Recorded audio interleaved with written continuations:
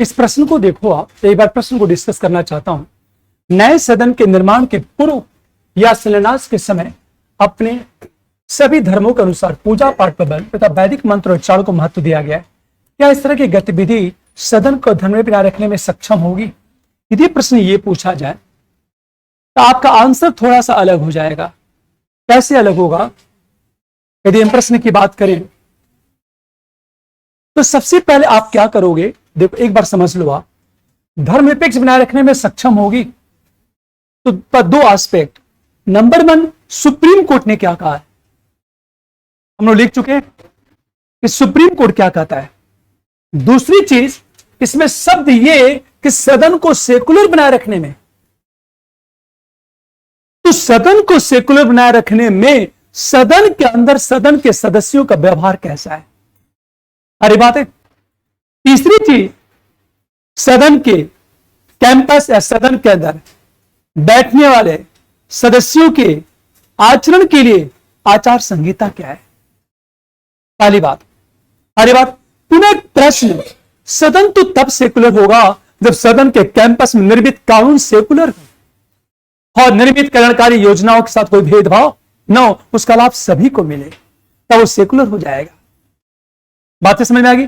हम चौथी चीज हम बात करें, हमेशा सदन के अंदर बैठने वाले जनप्रतिनिधि, हरी बात है, को शक्ति संविधान से मिलती है और वे लोग क्या करते, जनता की आवाज को सदन के पटल पर उठाते हैं।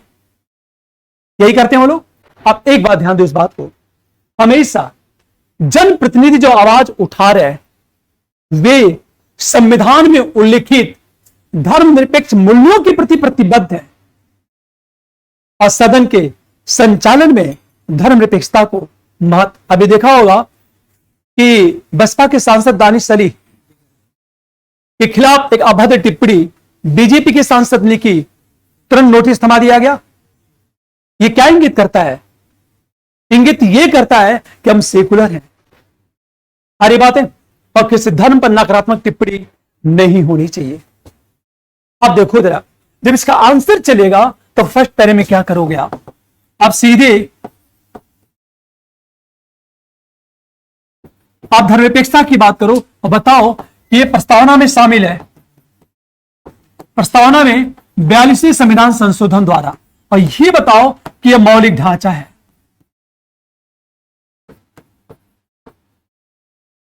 इंट्रोडक्शन में बताओ कि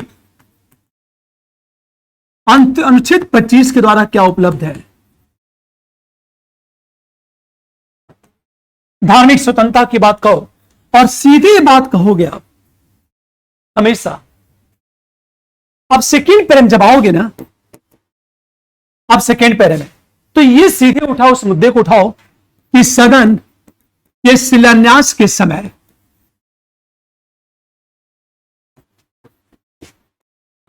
एक विशेष धर्म के अनुसार पूजा पद्धति, अरे बात है, या सभी धर्मों के अनुसार पूजा पद्धति जो कुछ भी हो, धर्मनिरपेक्षता के विरुद्ध। क्यों? क्योंकि धर्मनिरपेक्षता का अर्थ है राज्य का धर्म से तटस्थ होना। अरे बात है, सदन के अंदर कानून के निर्माण में भी धर्म का हस्तक्षेप नहीं होना चाहिए, यह कहता वो बात है, पहली बात। नंबर 2 की जब बात करोगे आप सीधे कहो एक विशेष धर्म के अंतर मंत्रोच्चारण का अधिक महत्व। क्या कहता है? एक विशेष धर्म को विशेषाधिकार देने की बात। ये सारे पॉइंट आ जाएंगे। उसके बाद अगले पैरे में जब आओगे आप, अगले पैरे में आओ, किंतु इससे धर्मनिरपेक्षता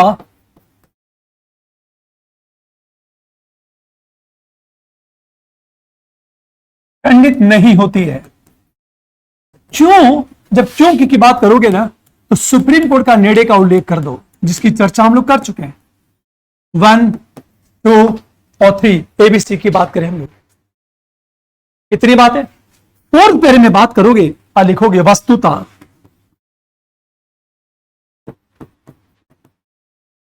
सदन के स्वरूप को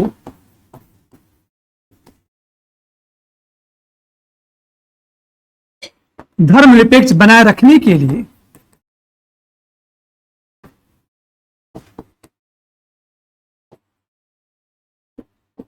क्या आवश्यक है? क्या आवश्यक है, हम इसकी बात करेंगे। और आवश्यक क्या है, आप दो बात करोगे, निर्मित कानून क्या हो, सेकुलर हो। निर्मित कानून का धर्मनिरपेक्ष होना, पहला पॉइंट। जो कानून है वह सेकुलर हो, पहली बात। नंबर दो, सदन के सदस्यों का जो आचरण है ना,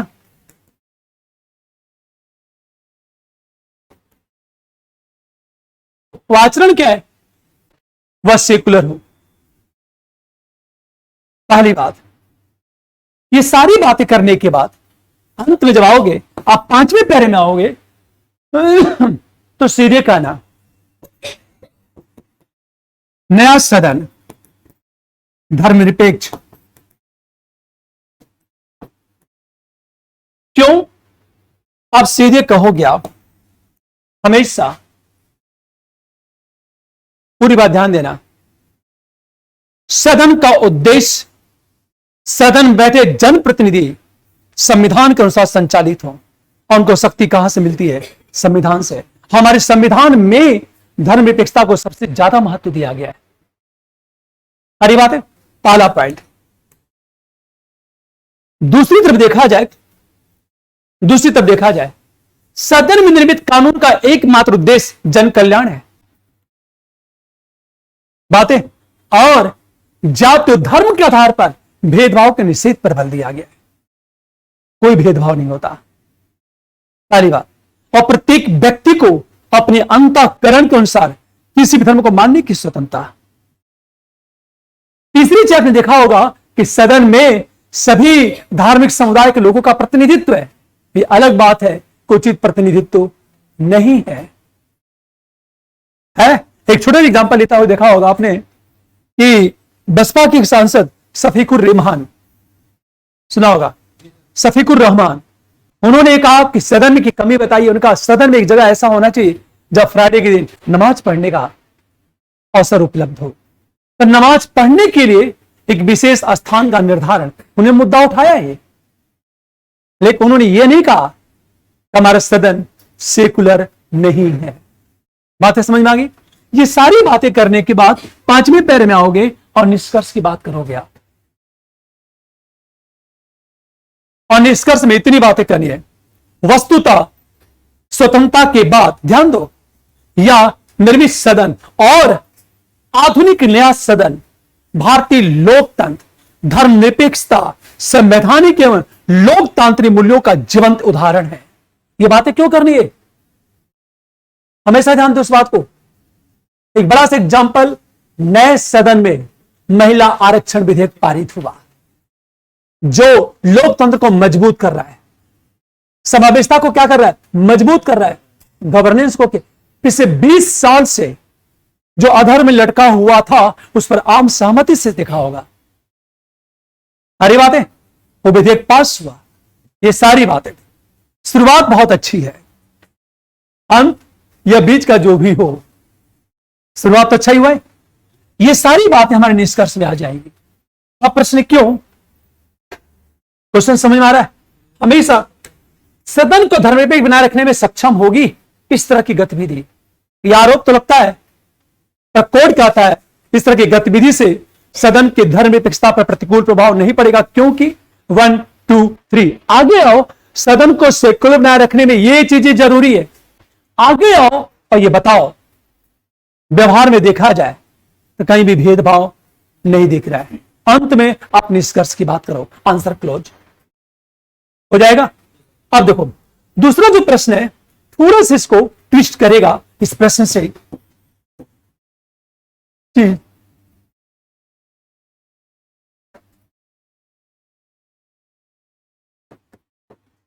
भारत में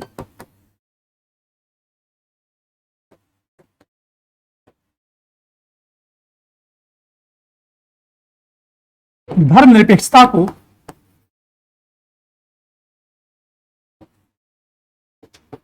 मौलिक ढांचे के रूप में स्वीकार किया गया है।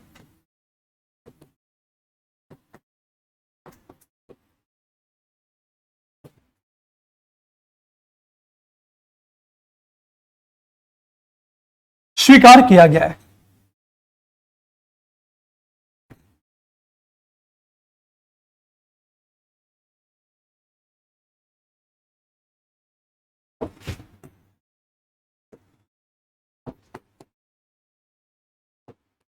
किंतु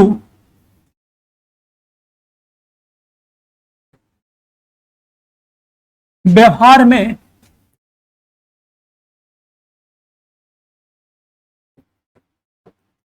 धर्मनिरपेक्षता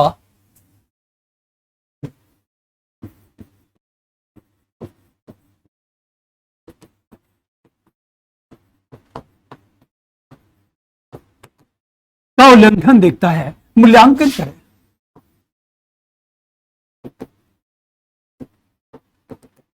तो प्रश्न का पहला पार्ट यह है, एक मौलिक ढांचे के रूप में स्वीकार किया। क्वेश्चन का फर्स्ट पार्ट, क्यों व्यवहार में धर्मनिरपेक्षता को उल्लंघन दिखता है।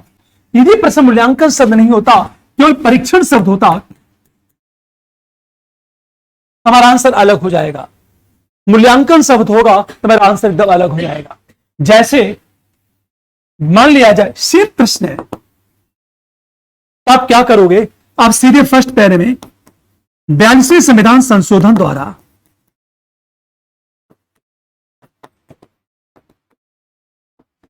प्रस्तावना में इसे शामिल किया गया। 42 और यदि वाद याद हो, इस वाद में इसे मौलिक ढांचे की बात की गई। अच्छा, केशवानंद वाद है, हाँ जो भी हो, उस वाद का उल्लेख कर दो आप। क्लियर।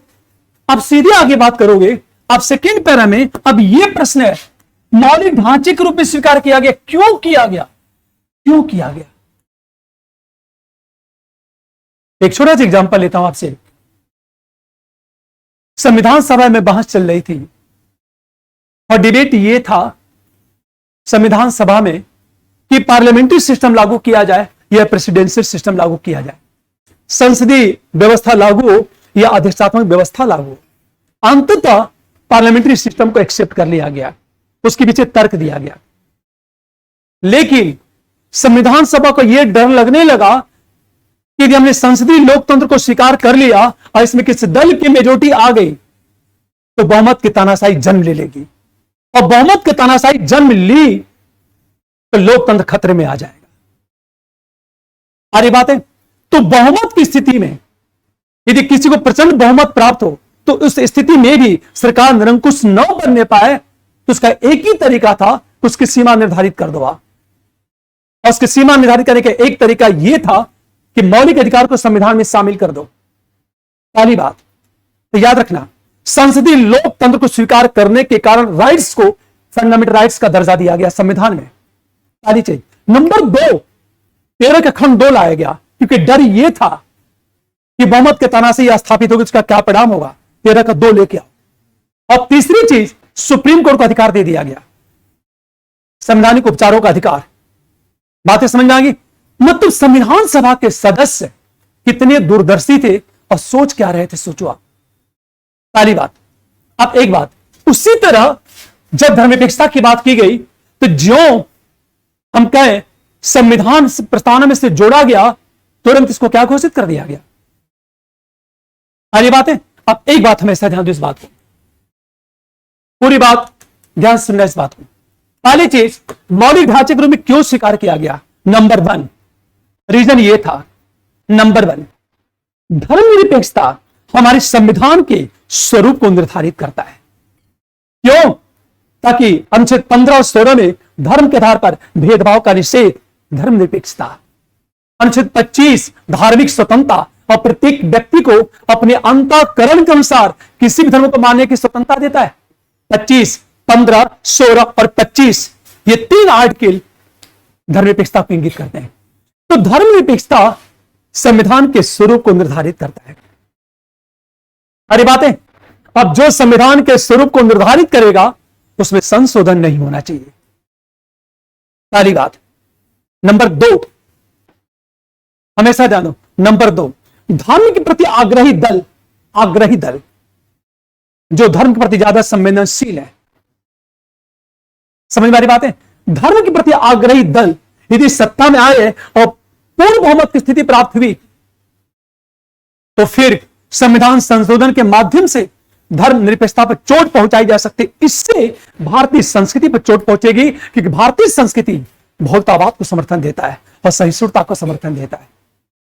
मतलब कोर्ट किस तरह सोच रहा है सोचो आप, मौलिक ढांचे में शामिल कर दो आप।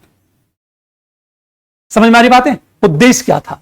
पुनः प्रश्न 2 पॉइंट आ गया, किंतु व्यवहार में धर्मनिरपेक्षता को उल्लंघन दिखता है। मूल्य परीक्षण करें, पहले हम परीक्षण की बात करते हैं। हम किस आधार पर कह सकते हैं कि व्यवहार में दिखता है उल्लंघन? तो पहली बात, ये बातें क्यों कही जा रही है? नंबर 1, भारत में सार्वजनिक निर्माण कार्य से पहले वैदिक मंत्रोच्चारण और नारियल फोड़ना। Point clear? नंबर 2, राज्य और राज्य के सदस्य का धार्मिक गतिविधियों में भाग लेना। नंबर 3, धर्म के आधार पर दल का गठन और वोट की मांग। नंबर 4, राष्ट्राध्यक्ष और शासनाध्यक्ष का यह कहा जाए धार्मिक अनुष्ठानों में बढ़ चढ़कर भाग लेना। फॉर एग्जाम्पल, राम मंदिर का शिलान्यास और पीएम महोदय शामिल थे। ये बातें पुनः एक प्रश्न देखा होगा। अक्सर हम धार्मिक प्रतीकों को ज्यादा महत्व दे रहे हैं, और सबसे बड़ी चीज तो ये, सबसे बड़ी चीज स्कूल और कॉलेज में भी धार्मिक प्रतीक को महत्व दिया जा रहा है। बातें समझ में आ गई? लेकिन यदि प्रश्न पूछा गया मूल्यांकन करें तब आंसर चेंज हो जाएगा। अरे बातें, किंतु व्यवहार में धर्मनिरपेक्षता को उल्लंघन दिखता है तो हम लिखेंगे ये बातें क्यों उठी, पर वास्तव में ये धर्मनिरपेक्षता को उल्लंघन नहीं है। तो बताएंगे धर्म के नाम पर दल का गठन, धर्म के नाम पर वोट की मांग धर्मनिरपेक्षता को उल्लंघन है, किंतु सार्वजनिक निर्माण कार्य से पहले धार्मिक अनुष्ठान धर्मनिरपेक्षता को उल्लंघन नहीं है, क्योंकि सुप्रीम कोर्ट ने क्या कहा है। इसका उद्देश्य ईश्वरीय आशीर्वाद लेना है। अरे नंबर 2, यह हमारी परंपरा और संस्कृति का भाग है, और धर्मनिरपेक्षता सांस्कृतिक अधिकार भी देता है। हो जाएगा? यदि मूल्यांकन पूछेगा तो ये लिखेंगे। क्या लगता है मेरी बात सबको समझ में